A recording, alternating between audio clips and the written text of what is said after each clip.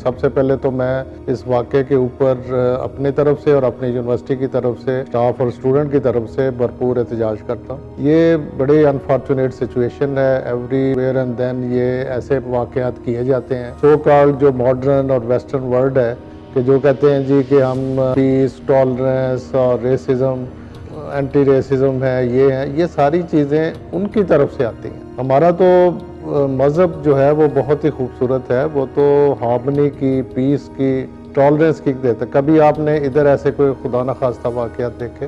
کئی Muslim world میں یہ دیکھے، یہ جان بوجھ کے مسلمانوں کو انسٹیگیٹ کرنے کے لیے یہ کیا جاتا ہے۔ السلام علیکم ناظرین، میں ہوں نظر حسین محبوب اور آپ دیکھ رہے ہیں چیلنج ٹائم ٹی وی۔ ناظرین، سویڈن میں قرآن پاک کی بے رحمتی کا جو واقعہ ہوا ہے، اس نے پوری دنیا کے مسلمانوں کو خون کے آنسو رلا دیا ہے۔ اس زمن میں آج ہمارے یونیورسٹی آف ایجوکیشن لاہور کے vice chancellor doctor Talat Naseer Pasha ہمارے ساتھ موجود ہیں۔ آئیے ان کے سینٹیمنٹس جانتے ہیں اور ان کے ساتھ شیئر کرتے ہیں۔ السلام علیکم ڈاکٹر صاحب۔ وعلیکم السلام نظر صاحب۔ یہ سب سے پہلے تو میں اس واقعے کے اوپر اپنی طرف سے اور اپنی یونیورسٹی کی طرف سے اسٹاف اور اسٹوڈنٹ کی طرف سے بھرپور احتجاج کرتا ہوں۔ یہ بڑی انفارچونیٹ سچویشن ہے، ایوری ویئر اینڈ دین یہ ایسے واقعات کیے جاتے ہیں۔ سو کالڈ جو ماڈرن اور ویسٹرن ورلڈ ہے کہ جو کہتے ہیں جی کہ ہم پیس، ٹالرنس اور ریسزم، اینٹی ریسزم ہے، یہ ساری چیزیں ان کی طرف سے آتی ہیں۔ ہمارا تو مذہب جو ہے وہ بہت ہی خوبصورت ہے، وہ تو ہارمنی کی، پیس کی، ٹالرنس کی دیتا ہے۔ کبھی آپ نے ادھر ایسے کوئی خدا نخواستہ واقعات دیکھے؟ کئی مسلم ورلڈ میں یہ دیکھے تو یہ انہیں یہ آزادی والی کوئی حقوق، آزادی والی کوئی بات نہیں ہے۔ یہ جان بوجھ کے مسلمانوں کو انسٹیگیٹ کرنے کے لیے یہ کیا جاتا ہے۔ کبھی جوئش کمیونٹی کے خلاف ہوا ہے ایسے؟ ہولوکاسٹ کے اوپر کبھی ہوا؟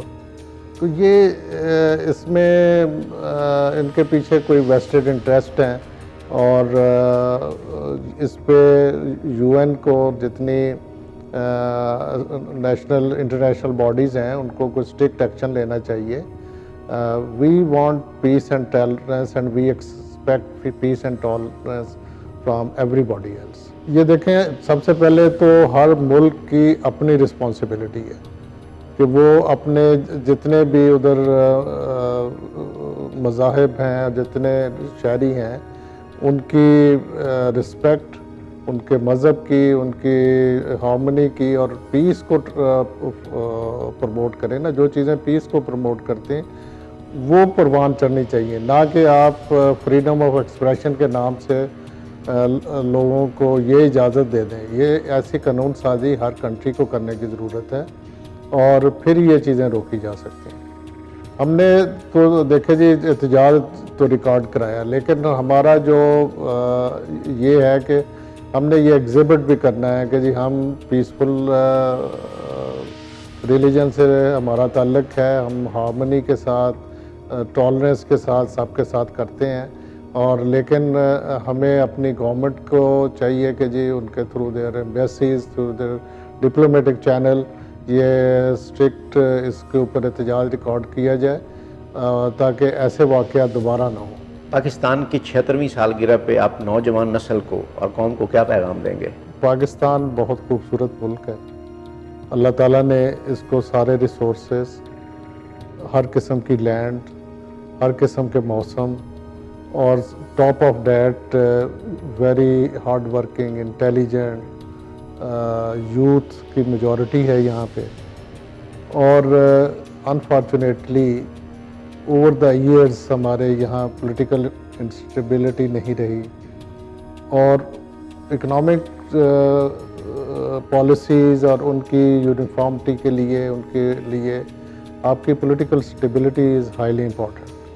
اگر وہ ہوگی تو انویسٹمنٹ بھی آئے گی، آپ وہ چیزیں جو پلان کی ہیں آپ اس کو آگے لے کے چلیں گے۔ آپ سے پہلے بات ہو رہی تھی کوریا کی، تو آپ کے سامنے ہے کہ وہ چھوٹا سا ملک ہے اور کہاں سے کہاں تک پہنچ گیا۔ اسی طرح بے شمار ایگزامپلز ہیں جنہوں نے ہیومن ریسورس کو پراپر یوز کیا، ٹیکنالوجی کو یوز کیا، ایگریکلچر میں بہت زیادہ انوویشن کی۔ فار ایگزامپل ہالینڈ ایک چھوٹا سا ملک ہے، اور دنیا کا second largest exporter of agriculture produce ہے. ہم انفارچونیٹلی ایگریکلچر کنٹری ہیں. میل نیوٹریشن کے ایشوز ہیں, سٹنٹنگ کے ایشوز ہیں. ہماری نیکسٹ جو جنریشن ہے, جو بچے ہیں, وہ 40% پلس جو ہیں وہ اپنی سٹنٹڈ ہیں. ان کی مینٹل ڈیولپمنٹ, ان کی فزیکل ڈیولپمنٹ, ان کی وہ چیزیں ہیں جو کہ بہت ہی انفارچونیٹ سچویشن ہے. اور ہم نے اپنے آپ کو ڈپینڈ کر لیا ہے امپورٹس کے اوپر. فار ایگزامپل پچھلے سال ہم نے کوئی 4.5 ارب روپے کا ویجیٹیبل آئل امپورٹ کیا, اور وہ ویجیٹیبل آئل بھی آپ کو پتہ ہے کہ لو کوالٹی, ہم نے کوئی آلیو آئل نہیں امپورٹ کیا. اچھا, یہ ساری چیزیں ہم یہاں پہ کیوں پہنچ گئے؟ اس میں ہمیں اپنے آپ کی پرائرٹیز, اپنے بیسڈ آف اپنے ریسورسز, اپنے ایکسپینسز, اور ٹاپ آف ڈیٹ اپنا ٹیکس نیٹ بڑا کرنے کی بہت ضرورت ہے.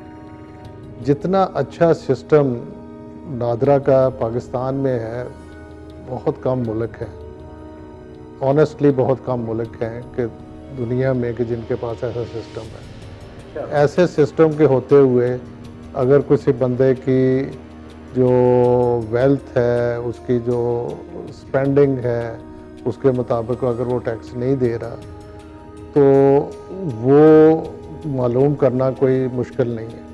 پھر اس ٹیکس کلیکشن سے اس کی پراپر امپلیمنٹیشن. ہماری ٹاپ پرائرٹی ہماری ایجوکیشن, ہیلتھ, انفراسٹرکچر, ٹیکنالوجی, یہ چیزیں ہونی چاہیے.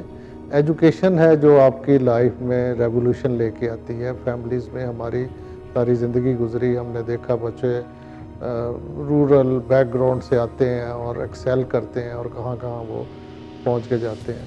اور آج کل کے دور میں جو اکنامک ڈیولپمنٹ ہے, اس میں ایجوکیشن کے بغیر, ٹیکنالوجی کے بغیر وہ پاسبل نہیں ہے.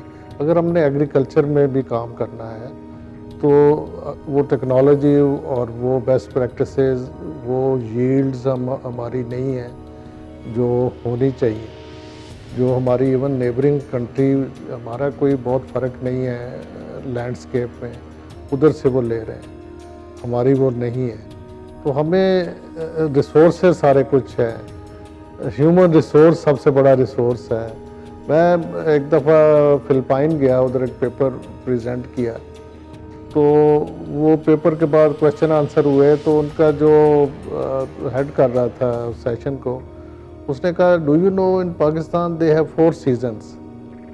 دیر آئی ریئلائز کہ جی یہ کتنی بڑی بلیسنگ ہے. ہم پوسٹ ہارویسٹ لاسز ہمارے 15% ہیں, فروٹس اینڈ ویجیٹیبل میں 30-40% ہیں, پروڈیوس کر کے بھی ہم اس کو پراپر طریقے سے نہیں پہنچا رہے. تو میجورٹی جو ایشو ہیں وہ مینجمنٹ کے ہیں, وہ پالیسیز کے ہیں, لوکل. یہ اب ہم سولر پہ آئے ہیں جب ہمارے پاس اور کوئی چوائس ہی نہیں رہی. یہ اللہ تعالیٰ کی کتنی نعمت ہے, سن شائن. تو بہت سارے کام ہیں جو اس ملک کو اللہ تعالیٰ نے دیے ہوئے ہیں, ریسورسز دیے ہوئے ہیں, ہم نے اس کا فائدہ نہیں اٹھایا. میں کوئی آج سے 20-25 سال پہلے جرمنی میں ٹرین پہ ٹریول کر رہا تھا. میں نے دیکھا ہر گھر کے اوپر سولر پینل لگا ہوا ہے. میں نے کہا یہ ادھر تو دھوپ بھی نہیں آتی, بہت کم آتی ہے, پھر بھی. انہوں نے کہا جی یہ گورنمنٹ کی طرف سے انسینٹیو ہے گرین انرجی کا.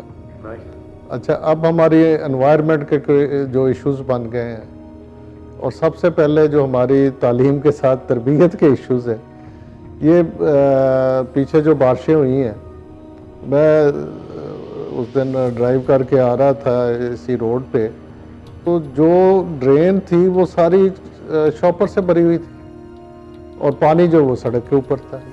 جس نے ڈرین نے پانی لے کے جانا تھا, تو کدھر ہم کھڑے ہیں؟ ہم نے اس میں کیا ہمارا حرج ہوتا ہے؟ یعنی 75 سال میں ہم کوئی پالیسی نہیں مرتب کرتے. ہمیں مطلب ہمیں کوئی تھوڑا اپنے آپ کو آرگنائز کرنے کی ضرورت ہے, مینیج کرنے کی ضرورت ہے. جو ہمارے कायद ने कहा था यूनिटी, फेथ और डिसिप्लिन। डिसिप्लिन तो बिल्कुल ही ख़त्म होता जा रहा है। तो ये तीन चीज़ें अगर हम पकड़ लें तो दुनिया की कोई ताकत हमसे आगे नहीं हो सकती। हमारे ही बच्चे बाहर जाके एक्सेल कर रहे हैं। Why they are leaving the country, why this brain drain is there, why not they are working here. ये सारी चीज़ें हमें बैठ के देखने की हैं, सोचने की हैं, और इसमें कोई बहुत बड़ी रॉकेट साइंस नहीं है। सिर्फ ये कमिटमेंट की बात है कि हमने ये लेना है। Why we are after loans and gate loans to repay the loans, and इस सर्कल से हमने कब निकलना है। तो मेरा ख्याल है कि कोई 20 बंदे बैठा दें, वो मसले का हल आपको बता देंगे कि कौन कौन से सेक्टर में क्या क्या काम कैसे किया जाए, और फिर उसके वो यूनिटी और फेथ और डिसिप्लिन के साथ आगे हम चलें तो सारे मसले हम हल कर सकते हैं। तो डॉक्टर साहब, IMF के चुंगल में पाकिस्तान फंस चुका है, आपके ख्याल में किस तरह आज़ाद हो सकता है? इसमें देखें जी, हमारी पिछले दिनों चूँकि मेरा ताल्लुक लाइफ स्टॉक सेक्टर से भी है, तो मीटिंग्स हुई, how we can increase our export. There are some low hanging fruits, there are some short term, medium term, long term policies हैं। जितनी हम एक्सपोर्ट्स बढ़ाएंगे, फॉरेन रिज़र्व्स हमारे बेहतर होंगे, तो हम इससे निकल सकेंगे। और एक ही तरीका है कि हर सेक्टर पे टास्क फोर्स बना के देखा जाए कि वो इंडस्ट्री, वो ना सिर्फ जैसे हमारी इंडस्ट्री है कि यहाँ भी एक बहुत बड़ी मार्केट है, पहले इस मार्केट के लिए इंटरनेशनल बेस्ट प्रैक्टिसेस के लिए प्रोडक्ट्स तैयार करें, फिर उसको एक्सपोर्ट में लेके जाएं। क्योंकि जब एक्सपोर्ट में आप जाते हैं तो वो आपको ग्लोबल स्टैंडर्ड्स मीट करने पड़ते हैं।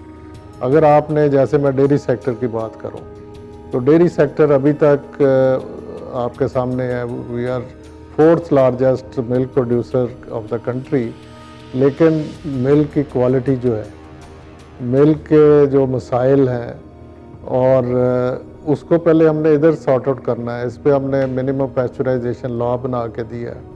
तो पहले हम चीज़ें इधर इम्प्लीमेंट करेंगे तो फिर हम एक्सपोर्ट की तरफ लेके जाएंगे। तो ये बहुत सारी चीज़ें हैं, बहुत सारी प्रैक्टिसेस हैं।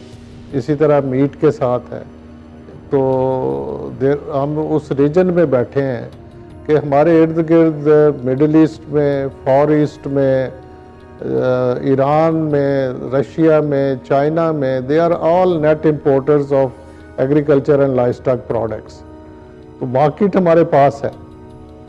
हमने अगेन उधर वो बात आ जाती है एजुकेशन की, साइंस की, अवेयरनेस की, कि बेस्ट प्रैक्टिसेस अगर वो करेंगे, उसकी ट्रेसेबिलिटी होगी, सप्लाई चेन के उसके हम मसले हल करेंगे विद साइंस एंड एजुकेशन, तो we can export this products. और इसी तरह हम जो लॉसेस कर रहे हैं उसको हम सेव करेंगे, तो फूड सिक्योरिटी के इश्यूज भी सॉल्व होंगे, मेल न्यूट्रिशन के इश्यूज भी सॉल्व होंगे। जी नाज़रीन, आपने यूनिवर्सिटी ऑफ एजुकेशन के वाइस चांसलर जनाब डॉक्टर तलत नसीर पाशा साहब की गुफ्तगू सुनी। उन्होंने कहा कि पाकिस्तान में बेपनाह पोटेंशियल मौजूद है और पाकिस्तान कुदरती वसाइल और कुदरती मनाजिर से माला माल मुल्क है। अगर इसके लिए ठोस हिकमत अमली बनाई जाए तो पाकिस्तान बहुत सारी तरक्की कर सकता है, और सिर्फ मिल बैठ के इसको बनाने की ज़रूरत है। अब प्रोग्राम का वक्त ख़त्म हुआ चाहता है। अपने मेज़बान नज़र हुसैन महबूब को इजाज़त दीजिए। पाकिस्तान जिंदाबाद।